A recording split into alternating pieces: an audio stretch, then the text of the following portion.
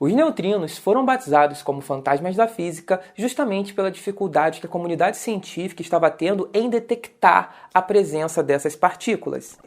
Oh, mas espera aí, Jackson, esse não era o bóson de Higgs? De fato, o bóson de Higgs também ficou conhecido pelos mesmos motivos, mas a dificuldade de se detectar o bóson de Higgs era produzir uma partícula para que pudéssemos detectá-la.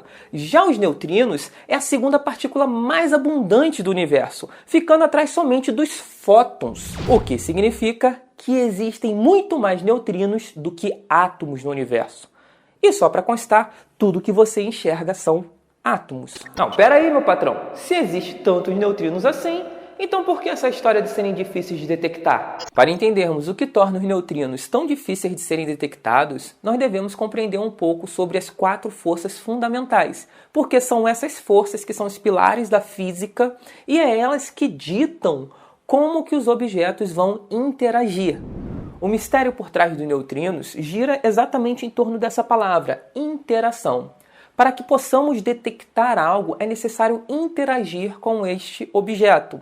Um exemplo bem simples é, mesmo de olhos fechados, eu consigo detectar a presença de alguém se esse alguém encostar em mim. O tato é uma das maneiras que nós, seres humanos, temos de interagir com o ambiente. Eu também consigo detectar a presença de uma pessoa se eu vê-la na minha frente. E eu observo, eu estou interagindo com essa pessoa através do meu sentido visão, e aí eu consigo detectar a presença dessa pessoa. Assim como todos os nossos sentidos, visão, audição, olfato, paladar e tato, são as 5 maneiras que temos de interagir com o ambiente e, essencialmente, detectar algo nesse ambiente. Um ponto legal que vale muito a pena comentar é que a nossa tecnologia nos dá ferramentas que ampliam os nossos sentidos, permitindo que a gente consiga interagir ou enxergar muito além daquilo que a visão nos permitiria. Como, por exemplo, são os telescópios, os radiotelescópios, a visão noturna de infravermelho e por aí vai. Como vocês já devem ter imaginado, nossos sentidos têm as suas limitações. A tecnologia faz com que a gente supere essas limitações. Porém, a nossa tecnologia está 100% baseada na força eletromagnética, que é uma das 4 forças fundamentais. Isso é muito importante para a gente entender a dificuldade de se detectar o neutrino. Lembrando que é a força eletromagnética que faz com que os átomos se liguem, formando moléculas, que moléculas se juntem, formando substâncias macroscópicas e formando tudo que a gente enxerga. E já chegamos no ponto-chave sobre a detecção dos neutrinos. Você deve ter aprendido no vídeo do bóson de Higgs e no vídeo das forças fundamentais que toda partícula ela vai interagir dependendo se ela for sensível ou não a uma força fundamental. Vamos seguir o seguinte exemplo. Digamos que do lado de cá eu tenho um conjunto de prótons. Esse conjunto de prótons ele vai representar a minha tecnologia. Na verdade, ele é um sensor feito de prótons que eu construí usando minha tecnologia. E eu vou colocar do lado de cá a presença de um próton. Ao colocar esse próton na presença do meu detector, o que vai acontecer é o seguinte: ele vai ser empurrado para trás, certo? Porque nós aprendemos que cargas iguais se repelem.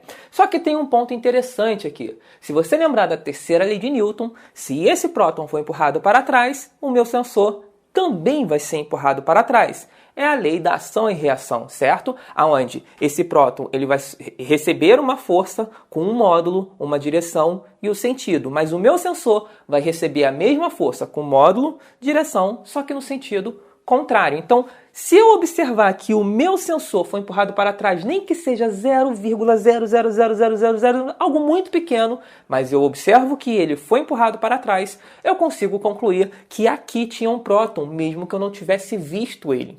Isso é super interessante porque eu não preciso ver a partícula, mas eu consigo detectar ela através do meu sensor. Algo parecido aconteceria se eu colocasse um elétron, só que ao invés de empurrar o elétron para trás, o meu sensor atrairia o elétron e da mesma maneira que ele atrairia o elétron, ação e reação, o meu sensor seria atraído pelo elétron e ele chegaria para frente alguma coisa. Se eu detectasse que ele chegou para frente, eu poderia concluir facilmente que aqui nessa região tem a presença de um elétron. Porém, quando colocamos um nêutron, nada acontece. Isso quer dizer que o nosso sensor não é efetivo quando se trata de partículas com carga neutra. Lembra que a força fundamental a qual a nossa tecnologia toda está baseada é a força eletromagnética? Qualquer coisa que não tenha alguma carga, dificilmente nossa tecnologia vai conseguir detectar. Contudo, os nêutrons, além de serem partículas gigantescas, com uma massa considerável, o que faz com que ele seja sensível à força gravitacional, os nêutrons também são sensíveis à força nuclear forte e à força nuclear fraca. E aí temos um detalhe super interessante.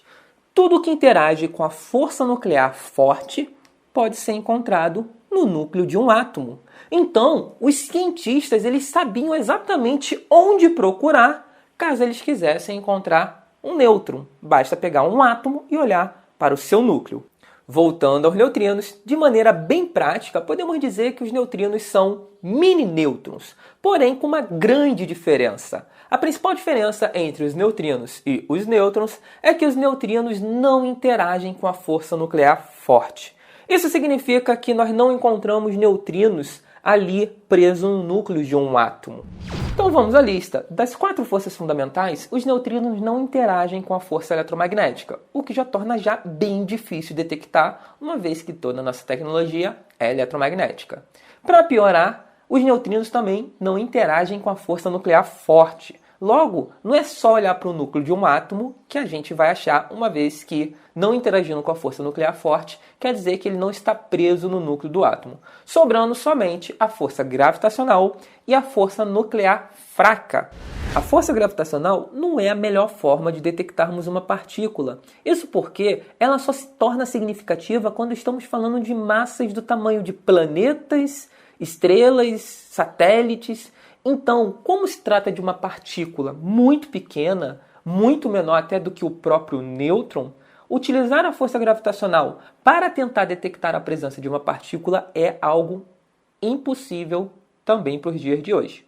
Então nos resta a força nuclear fraca e toda a sua magia com o mundo quântico. Só que para detectarmos algo utilizando a força nuclear fraca, nós precisamos que as partículas se aproximem de maneira absurda a ponto dessa força nuclear fraca aparecer. Se você viu o vídeo das forças fundamentais, deve ter percebido que a maior parte do vídeo eu falei justamente dessa força. Porque a maior dificuldade de se utilizar a força nuclear fraca é justamente termos essas partículas próximas o suficiente a ponto dessa força aparecer. Isso porque, na perspectiva do mundo subatômico, dessas partículas que nós falamos, os quarks, os leptons, os neutrinos, nêutrons e por aí vai, nessa perspectiva, o núcleo de um átomo é como se fosse um planeta no universo, enquanto que um neutrino é como se fosse um cometa.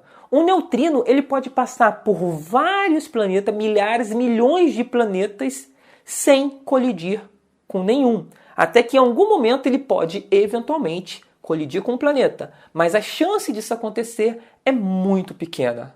E com isso nós temos 2 pontos importantes.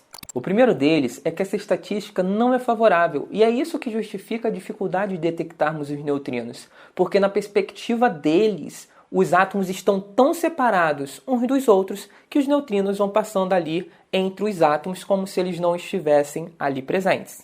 A segunda é uma consequência do primeiro, porque enquanto os neutrinos vão passando pelos átomos sem que haja nenhuma colisão, ele pode passar por milhares, por milhões de átomos, e é exatamente esse fenômeno que concede aos neutrinos o nosso título de fantasminha.